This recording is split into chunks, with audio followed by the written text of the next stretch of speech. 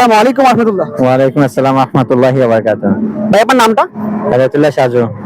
তো আমরা ছিলাম ইসলামিক ভয়েস জীবনের পক্ষ হতে। আমরা আপনাকে একটি ইসলামিক প্রশ্ন করব। আপনি যদি আমাদের প্রশ্নের সঠিক উত্তর দিতে পারেন তো আমাদের পক্ষ হতে আপনার জন্য রয়েছে ছোট্ট একটা হাদিয়া। ভাই আপনি কি প্রস্তুত?